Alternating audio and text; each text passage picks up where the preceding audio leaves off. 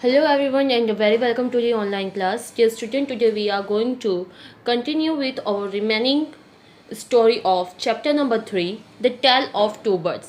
आज हम हमारी उस अधूरी कहानी के साथ कंटिन्यू करेंगे जो कि chapter number 3, the tale of two birds की रही है और सब्जेक्ट है moral science.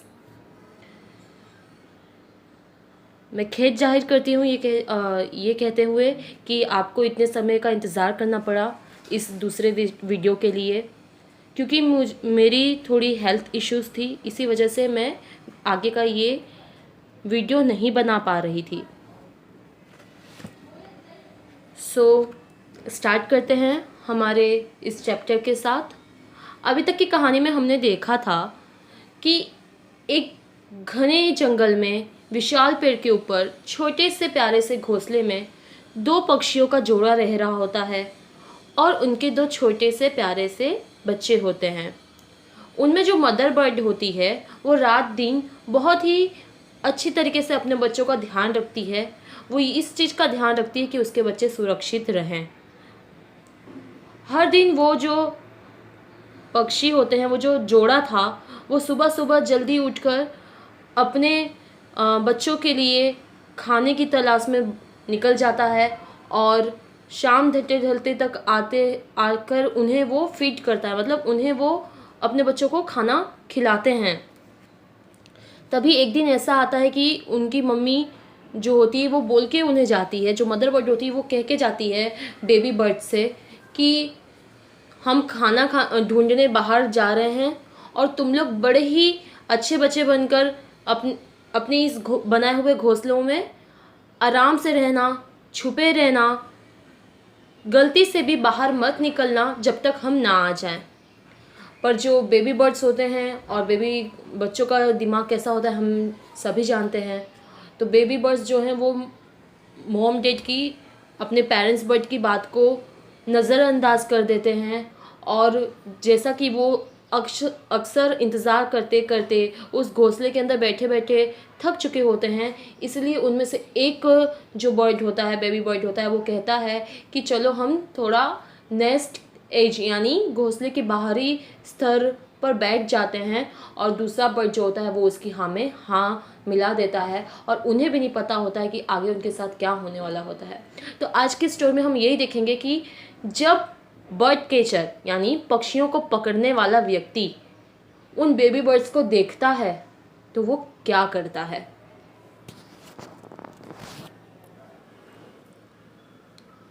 He was thrilled to see two lovely looking baby birds. वो बहुत ही खुश हो जाता है दो छोटे छोटे प्यारे प्यारे पक्षियों को देखकर। कौन खुश हो जाता है? Bird catcher. बर्ड कैचर यानी पक्षियों को पकड़ने वाला व्यक्ति, जिसे हम बहेलिया भी कहते हैं। By his vast experience, he knew that the baby birds won't be able to fly. अपने इतने सालों के अनुभव से वो ये चीज़ समझ जाता है कि जो बेबी बर्ड्स हैं उन्हें फ्लाई करना, उन्हें उड़ना नहीं आता है। He said to himself, these birds are rare. वो खुद से ये कहता है कि ये जो पक्षी है वो बहुत ही कम दिखने को मिलते हैं। How lucky I am to have spotted them. मैं कितना लकी हूँ कि मेरी नज़र इन पे पड़ी। I am sure they will fetch good price in the market. मैं पूरी श्योरिटी यानी पूरी उम्मीद से ये कह सकता हूँ कि इन पक्षियों का अच्छा दाम मुझे मार्केट में मिलेगा। He climbed up the tree, caught the baby birds and put them in a cage. वो पेड़ के ऊपर चढ़ता है, वो जो बेबी बर्ड्स हैं उनको पकड़ लेता है और पिंजरे में डाल देता है। The bird catcher was happy at such a fortunate catch. वो बहुत खुश होता है पक्षियों को पकड़ के। उसे लगता है कि इतना खुश दिन शायद वो कभी नहीं हुआ होगा, उसका नसीब आज बहुत ही अच्छा था। He walked away with the birds in the cage to the market. वो पिंजरे में पकड़ के पक्षियों को तुरंत मार्केट की ओर बढ़ता है और मार्केट लेके जाता है। The birds were so beautiful looking that he had to wait only for a few moments when they were sold off. वो जो बेबी बर्ड्स थे वो इतने प्यारे दिख रहे थे, इतने सुंदर दिख रहे थे कि उसे बस कुछ देर का ही इंतज़ार करना पड़ा और उस कुछ ही देर में वो बर्ड्स जो है मार्केट में बिक गए. One of them was purchased by a man and the other was bought by a priest. एक पक्षी को किसने खरीदा था? एक इंसान ने, और दूसरे पक्षी को खरीदा था एक पुजारी ने. Days passed by and the baby birds became big birds. दिन बीतते गए और वो जो बेबी बर्ड्स थे वो बिग बर्ड्स यानी एक बड़े पक्षी के अंदर बदल गए. वो बड़े हो चुके थे अब. The man was a robber. जिस व्यक्ति ने पहले बर्ड को खरीदा था वो रॉबर यानी चोर था, डकैत था. He took the bird to his cave where he lived with his gang of robbers. The priest took his bird to his ashram on the outskirts of the forest. So जो आदमी होता है वो बर्ड को पकड़ के कहाँ लेके जाता है? पिंजरे में रख देता है और वो उस जगह पे लेके जाता है जहाँ वो अपने गैंग के साथ रह रहा होता है, और वो पूरी गैंग चोरों की गैंग होती है. और पुजारी क्या करता है? पुजारी अपने आश्रम में लेके जाता है जो कि जंगल के बाहर की ओर ही होता है. One day the king of the country came to hunt in the forest. एक दिन जो उस राज्य का राजा होता है वो शिकार करने के लिए जंगल में निकला होता है. He saw a deer and rode after it. The deer ran deep in the forest followed by the king. Soon the king lost his way and did not know where he was. वो जैसा कि हमने देखा जो राजा है वो शिकार की नीयत से निकला हुआ है, तो जैसे उसके सामने हिरन पड़ता है वो हिरन को देखकर उसके पीछे पीछे दौड़ने लगता है, और हिरन भी उतनी ही तेज़ी से भागता हुआ आगे की ओर बढ़ता है क्योंकि उसे भी उसकी जान बचानी होती है. और वो एक घने से जंगल की ओर जा पहुंचता है और वहाँ जाकर किंग जो है वो रास्ता अपना खो देता है. हिरन तो कहीं ना कहीं छुप जाता है, लेकिन राजा जो है वो अपना रास्ता भटक चुका होता है और उसे खुद को नहीं पता होता कि अब वो कहाँ है, कौन सी दिशा में है. He rode for a long time. He came to the other side of the forest. Very tired by now, he got off his horse and sat down under a tree that stood near a cave. वो भागते भागते इतनी दूर तक आ चुका था कि वो जंगल की दूसरी ओर पहुंच जाता है. अब वो बहुत ज़्यादा थक चुका था, इसी वजह से वो अपने घोड़े से उतरकर एक पेड़ के नीचे बैठकर आराम करने लगता है जो कि एक केव यानी गुफा के पास ही होती है.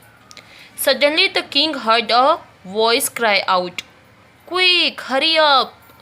There is some rich merchant sitting under the tree." तभी वो जो राजा होता है वो एक आवाज़ सुनता है, इस तरीके से चिल्लाने की आवाज़ आती कि अरे जल्दी आओ जल्दी आओ, देखो एक बहुत ही अमीर व्यापारी, मर्चेंट मतलब व्यापारी होता है, व्यापारी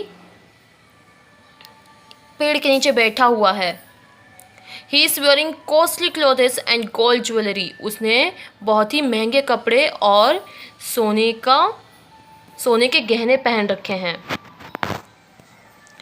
कम and rob his wealth, hurry up you fools or else he will slip away. The king was amazed. और ये सब कुछ सुनकर जो है राजा आश्चर्यजनक रह जाता है कि जाने कौन चिल्ला रहा है कि जल्दी आओ. नीचे एक बहुत ही अमीर व्यापारी बैठा हुआ है, उसने बहुत ही महंगे कपड़े पहने हैं, सोने के गहने पहने हैं. अरे जल्दी आओ, जो इसके जो वेल्थ यानी जो इसका धन है वो चोरी कर लो. जल्दी नहीं आओगे तो ये चला जाएगा, तुम सबके सब बेवकूफ़ कहाँ हो. तो ये सारी बातें सुनकर राजा जो है वो एकदम से अचंभित हो जाता है। He tried to find out where the voice was coming from. वो कोशिश करता है ये पता करने की और ये ढूंढने की कि ये आवाज़ आ कहाँ से रही है। He looked up and saw a beautiful bird on a tree under which he was sitting. वो ऊपर की तरफ देखता है तो उसे एक बहुत ही सुंदर सी चिड़िया दिखती है और वो उसी पेड़ के ऊपर होती है जिस पेड़ के नीचे वो राजा बैठा होता है। He was shocked at hearing the bird talk like real frog. वो ये देखकर बहुत ही ज़्यादा शॉक्ड यानी अचंभित हो जाता है कि एक चिड़िया जो है, एक इतनी प्यारी सी दिखने वाली चिड़िया, वो सच में जैसे कोई डकैत हो वैसी बात कर रही है। He heard faint noises coming from the cave near the tree. He got suspicious and immediately got onto his horse and rode away as fast as he could. और तभी उसे एक अलग ही आवाज़ें सुनाई देती हैं जो कि आसपास गुफा के आसपास से आ रही होती हैं, जैसे कि कोई फटाफट आ रहा हो। और वो थोड़ा सा सस्पिशियस का मतलब होता है संदेहपूर्वक, तो वो थोड़ा सा संदेहपूर्वक होकर उस तरफ देखता है और फटाफट फिर जाकर अपने घोड़े पे बैठता है और वहाँ से जितनी जल्दी हो सके उतनी जल्दी भाग जाता है। Since he was separated from his soldier in pursuing the deer, he could do nothing alone. He thought it wise to move away from the place immediately. जैसा कि हम सभी जानते हैं कि वो हिरन के पीछे भागते भागते अपनी सेना से दूर हो चुका था और इस वजह से वो ऐसी जगह आ गया था जहाँ उसे पता भी नहीं कि वो कौन सी दिशा की ओर है और वो अकेला पड़ चुका था। तो वो खुद भी जानता था कि वो अकेले कुछ नहीं कर सकता, इसलिए उसने सोचा कि समझदारी इसी में है कि वो इस जगह से जल्द भाग जाए।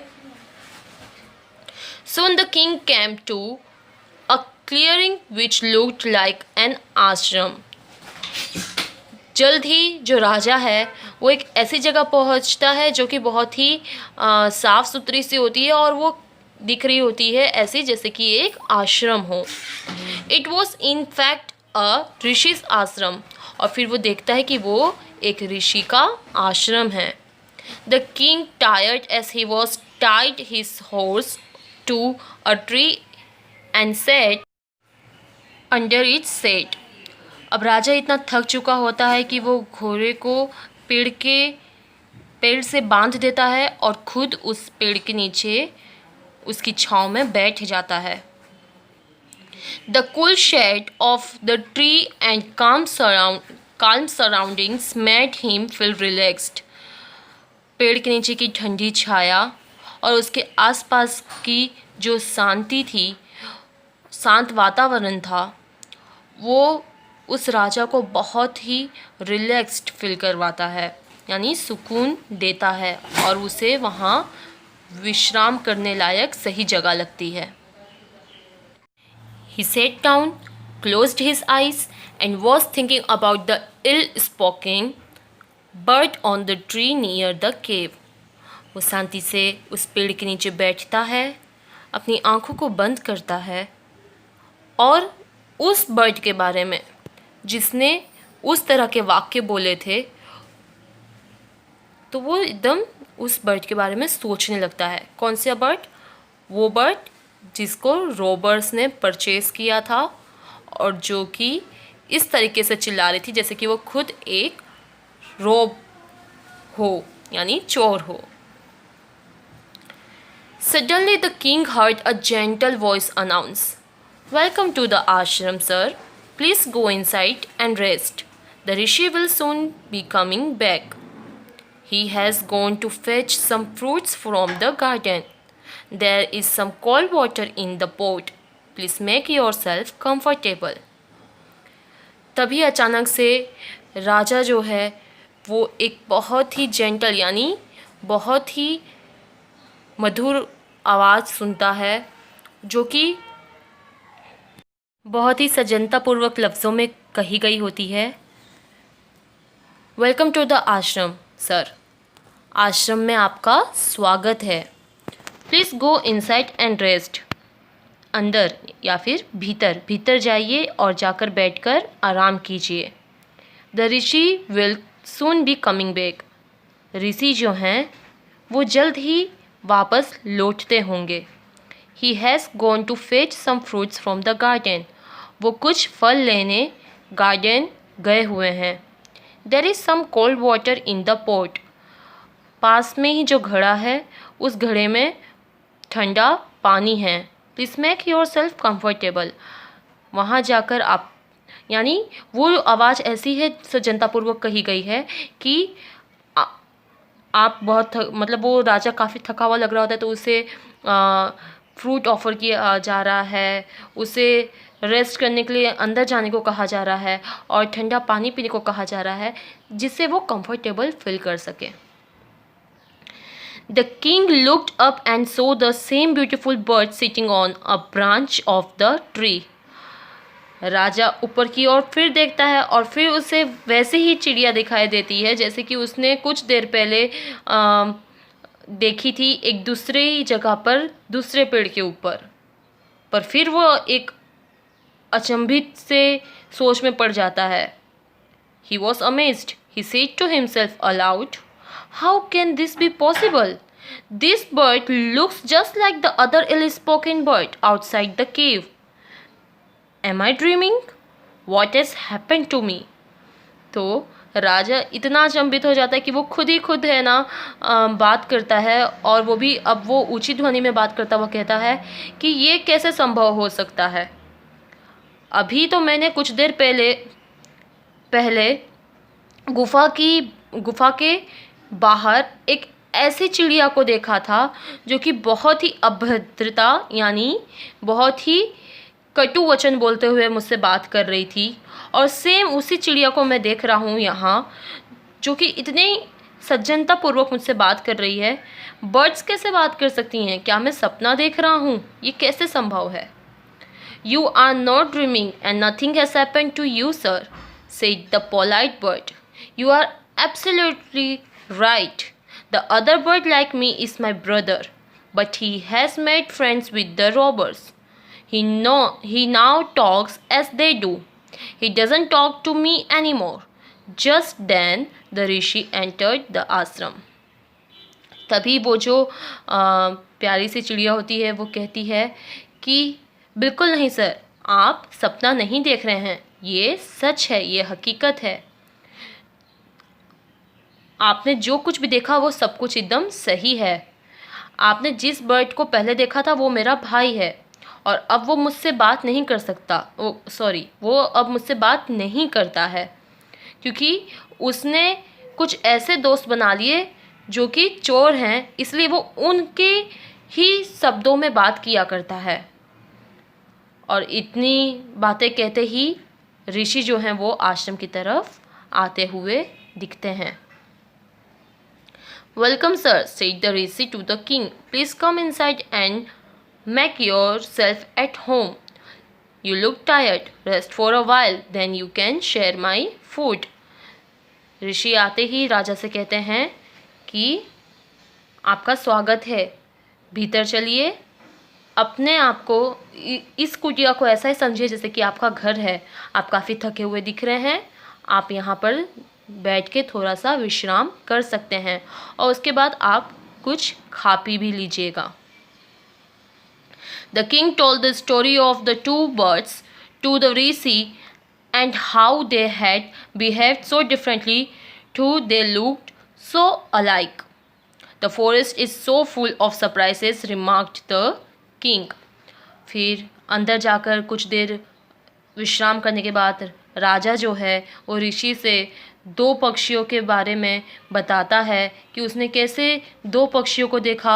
दोनों ही व्यवहार से एक दूसरे से बहुत ही अलग थे जबकि दिखने में एक जैसे ही थे। उसने ये बताया कि जंगल का सफ़र उसके लिए कितना ही अचंभित रहा और वो उसे बार बार किस तरह के सरप्राइज मिले।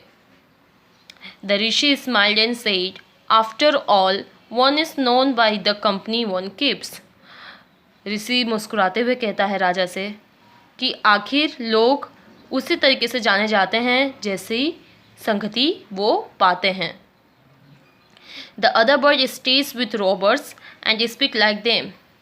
जो दूसरा पक्षी है वो चोरों के बीच रहकर उनकी तरह बोलता है, उनकी भाषा सीख चुका है। This one has always stayed in the holy ways of the ashram and so he welcomes people who come here. और ये जो बर्ड है ये अक्सर यहीं पवित्र स्थल पर यानी आश्रम जैसी जगहों पर रहा है, इसलिए जो भी आता जाता पथिक यानी जो भी मुसाफिर इसे दिखता है उसे ये वेलकम करता है, उन सभी लोगों का ये स्वागत करता है और बहुत ही पोलाइट उनसे बात करता है। Now come inside and rest, I will tell you more about this birds. और फिर ऋषि कहते हैं कि चलिए भीतर चलिए और आराम कीजिए, मैं आपको इन बर्ड्स के बारे में और भी बहुत कुछ बताऊंगा। सो इसी कहानी के साथ हमें ये समझ में आया कि चाहे लोग एक जैसे क्यों ना दिखें, लेकिन लोगों को अलग बनाता है उनका व्यवहार, और हमारा व्यवहार किस हिसाब से ढलता है, जैसी हमारी संगति होती है। इसलिए शुरू से ये कहा जाता है कि नेक संगति के बीच रहना चाहिए और हमें हमेशा अच्छी संगति रखनी चाहिए।